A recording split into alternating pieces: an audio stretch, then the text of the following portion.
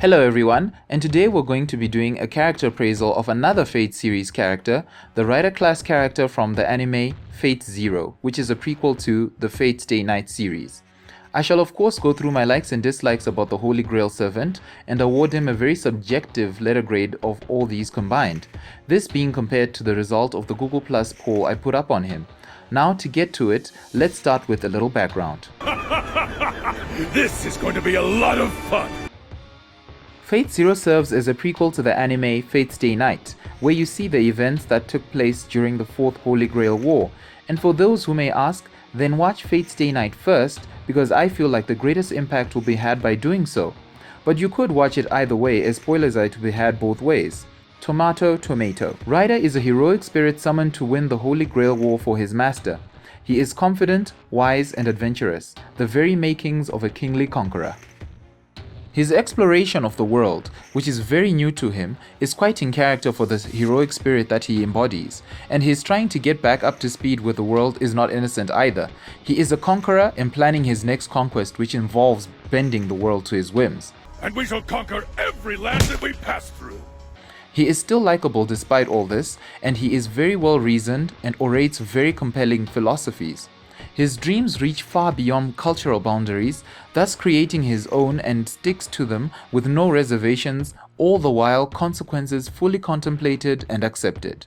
He has pride in himself and a lot of honor. Sheathe your blades, for I am a king! But not too proud to learn from anyone, making him seem stupid at times, but it's part of his charm. He has many philosophies that prove him to be more intellectual than his straight-shooter personality seems to convey, unless you actually take time to listen to his views. To win, but never to destroy. To subjugate, but never to humiliate. This is made all the better due to his carefree and uninhibited nature, which really rubs off on those around him. He has all the makings of a great leader, as he is able to appreciate those with strengths in a different field than his own.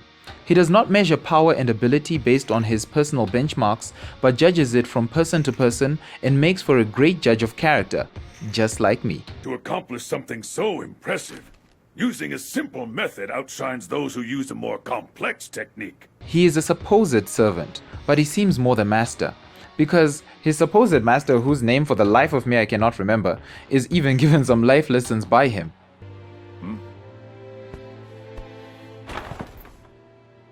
I really do wish he'd man up a little. But wait, he does acknowledge their relationship and motivates his master to become stronger in his own way. You fool!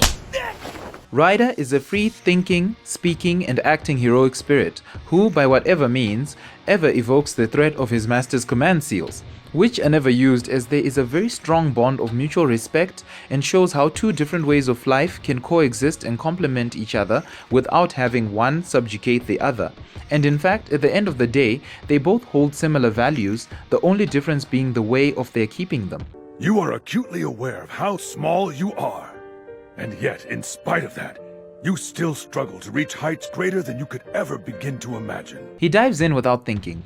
Well, honestly, I try not to think too hard about such things. This is both good and bad.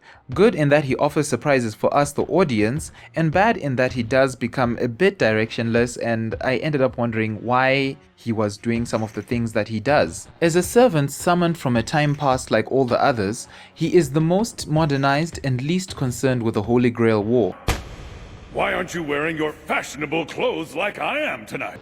Inasmuch as his actions are not all for the attainment of the Holy Grail, he stops to see and appreciate the world around him and embraces the new age, which makes you want to see him live in it. He is a character who lives for the moment and regrets nothing in his past, unlike most of the other heroic spirits, the Archer class being the only one similar to him in this respect, as his wish seems to be for the future rather than for the past.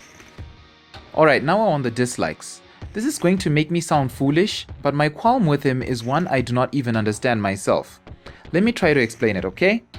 He arrives at the right moments and seems solid in his decisions, and they are always the right ones. Alright now, let's go see if we can find ourselves some invigorating entertainment outside. And that is where I have a problem. He was set up to be very likable, and I felt it was pushed on us a bit too aggressively. Or maybe I just hate the feeling that I'm being taken on, well, a ride. It's entertaining enough, but just not as exciting if I wasn't made overly aware of how great he was. It's kind of like when people used to say that Beyonce was trying too hard and in your face when she was with Destiny's Child, and were hating on her because of this perception, when she was just a very big talented fish in a small pond. Wait, is this what is happening with Ryder in this instance? Huh, decide for yourself. I also feel it is difficult to root for him to win. It's easy enough not to want to see him fail, but I found it a task genuinely wanting him to win. I did not really see him in it to win it. This is basically the negative side of his being so carefree. Feast your eyes! It just so happens that the new Admirable Grand Strategy video game came out today! You end up thinking that he does not really want it, so why should he win it in the first place? He seems content enough without fighting for a wish. He is a one-size-fits-all character that may not be as unique as he initially seems. So with all that I have considered, Ryder is a solid character who really gives us his all and bears his soul for the audience. However, he seems a lot more out of place than the other heroic spirits from other timelines, just because of his motivations seeming to go beyond what he was called for. He should have his own show really, but not one in the particular universe he was summoned into. I would have given him a B, but I ended up dropping it to a C. What's wrong with you? When I realized that he is just a great character who chose the wrong role and could be better off in another show and universe. I judged him based on this role alone, and turns out that I could not get over the issues that I just mentioned. The Google Plus poll that I put up speaks differently though. 67% gave him an A, 4% gave him a B, and only 4% gave him the C that I gave him as well. 8% gave him a D, and 17% gave him an E to an F. If you don't like the Google Plus poll results, then maybe you should go over to my page and vote for the upcoming character appraisals on my Zakesprobe polls collection. Other than that, that is it for Ryder, guys, and I surely hope you enjoyed this video.